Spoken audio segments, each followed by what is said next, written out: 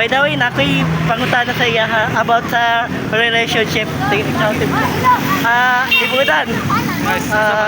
Ano sa imong na-experience sa imong relationship kay Tulba? Paki-explain lang nimo, please. Okay. Ako na-experience yan. Nakupan mi kay okay ra.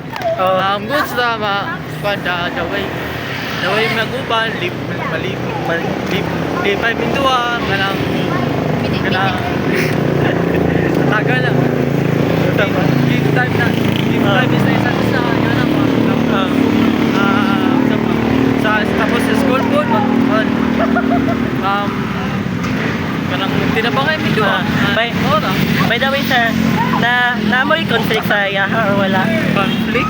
Kanang Hindi na ko siya maingon pero okay. I don't think so. Yung mga Alright. Okay. Okay lang. Pero sa feel ni mo, love ni mo siya. As a friend, yes. As a friend? Yes. Okay. Sige. Let's continue kay mura siya maula. By the way, gina-express niya yung kana experience sa yung relationship kay Tulba.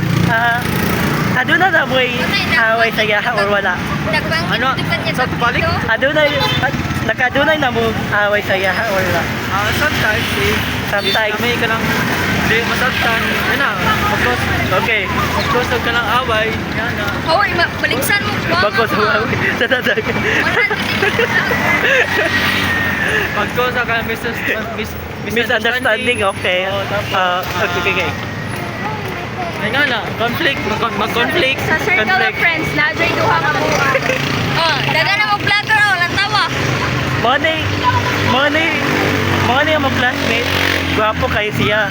Pero, sa nasi na ibugan na Natsabay pero may siya pero dili niya may ingon kay kanang sensitive siya. Basi mag-away pa sila Tulba at sila kami ni Tulba. It is a more communication barrier. Yes, it's true. By the way, goodbye guys. Kay Bye. Wala na miss time. Mga sa miya.